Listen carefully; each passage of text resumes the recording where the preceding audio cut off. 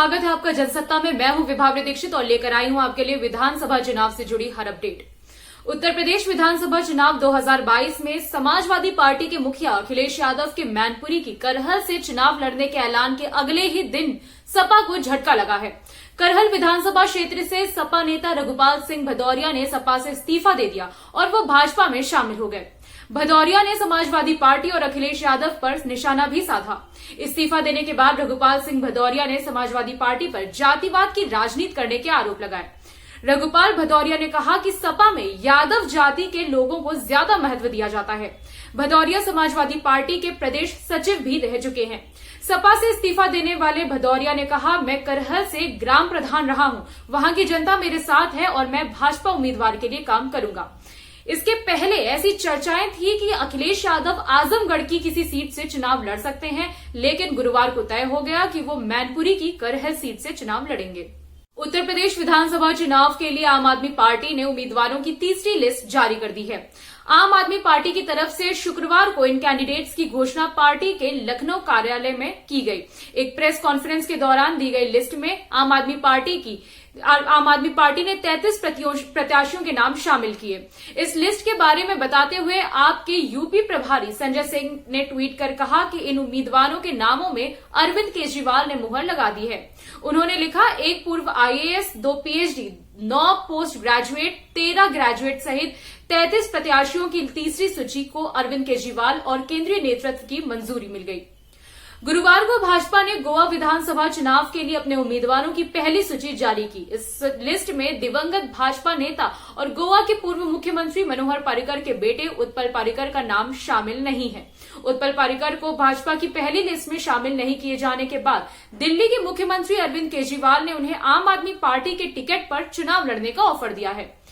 अरविंद केजरीवाल ने गुरुवार को भाजपा उम्मीदवार की पहली सूची जारी किए जाने के बाद ट्वीट करते हुए लिखा कि गोवा वासियों को इस बात का दुख है कि भाजपा ने पर्रिकर परिवार के साथ भी इस्तेमाल करो और फेंको की नीति अपनाई है। मैंने हमेशा से मनोहर पर्रिकर जी का सम्मान किया है। आपके टिकट पर चुनाव लड़ने और पार्टी में शामिल होने के लिए उत्पल जी का स्वागत है। इससे पहले गोवा विधानसभा चुनाव के लिए उम्मीदवारों की सूची जारी करते हुए भाजपा प्रभारी देवेंद्र फडणवीस ने कहा कि उत्पल पर्रिकर को चुनाव लड़ने के लिए 2 और विकल्प दिए गए थे। उसमें एक के बारे में उन्होंने मना कर दिया था और एक के बारे में चर्चा चल रही है। यूपी विधानसभा चुनाव के मद्देनजर कांग्रेस ने शुक्रवार को अपना घोषणा पत्र जारी किया। इसे जारी करते हुए कांग्रेस के पूर्व राष्ट्रीय अध्यक्ष राहुल गांधी ने कहा कि हमने अपने मैनिफेस्टो को युवाओं से बात करने के बाद ही तैयार किया है। उन्होंने कहा कि देश और उत्तर प्रदेश की मूल समस्या देश के हर युवा को पता है। राहुल गांधी ने कहा कि युवाओं के लिए कांग्रेस के पास खोखले शब्द नहीं बल्कि एक रणनीति है। युवाओं को हम रोजगार कैसे देंगे, इसकी जानकारी घोषणा पत्र में है। हमने यूपी के युवाओं से बात करके उनके विचार इसमें शामिल किए हैं। राहुल ने कहा कि उत्तर प्रदेश में हर 24 घंटों में लगभग 880 युवा रोजगार खोते हैं। भाजपा के पिछले 5 सालों के शासन में लगभग 16 लाख युवाओं ने रोजगार खोया है। कांग्रेस के घोषणा पत्र की मुख्य बातें हैं: 1.5 लाख शिक्षक खाली पदों पर भर्ती, परीक्षार्थियों के लिए बस रेलवे की यात्रा फ्री होगी, महिलाओं के लिए 8 लाख सरकारी पद, जॉब कैलेंडर, पेपर ज्वाइनिंग की तारीख के बाद तय होगा, सभी प्रतियोगी परीक्षाएं निःशुल्क, 5,000 करोड़ रुपए सीड स्टार्टअप फंड के लिए, 30 साल से कम उम्र के उद्यमियों को प्राथमिकता और 20 लाख सरकारी नौकरियों की गारंटी। प्रियंका गांधी ने कहा कि जनता को जागरूक होना ही पड़ेगा। जातिवाद और सांप्रदायिकतावाद से पेट नहीं भरने वाला। उत्तराखंड विधानसभा चुनाव से कुछ दिनों पहले पूर्व मंत्री हरक सिंह रावत शुक्रवार को कांग्रेस में शामिल हो गए। इससे कुछ दिन पूर्व उन्होंने भाजपा से निष्कासित किया गया था। सूत्रों के अनुसार हरक सिंह रावत के साथ उनकी पुत्रवधू अनुकृति भी कांग्रेस में शामिल हुई। पिछले दिनों हरक सिंह रावत को उत्तराखंड सरकार से बर्खास्त और भाजपा से निष्कासित कर दिया गया था। कई दिनों की चर्चा और बैठकों के बाद कांग्रेस ने हरक सिंह रावत को विधानसभा चुनाव से पहले साथ लेने का फैसला किया।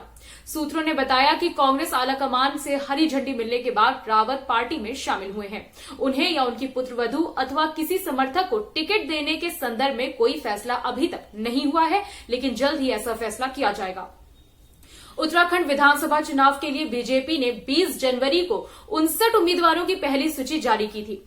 इस बार बीजेपी ने उत्तराखंड के देहरादून की चरकाता विधानसभा सीट से मशहूर सिंगर जुबिन नौटियाल के पिता रामशरण नौटियाल को प्रत्याशी बनाया है। उत्तराखंड चुनाव में बीजेपी मशहूर सिंगर जुबिन नौटियाल के जरिए युवाओं को अपनी ओर खींचने का प्रयास करेगी। जुबिन नौटियाल के गाने काफी लोकप्रिय होते हैं और युवाओं को खूब पसंद भी आते हैं। अभी के लिए बस इतना ही। बाकी देश दुनिया से जुड़ी हर अपडेट के लिए बने रहिए जनसत्ता के साथ। धन्यवाद।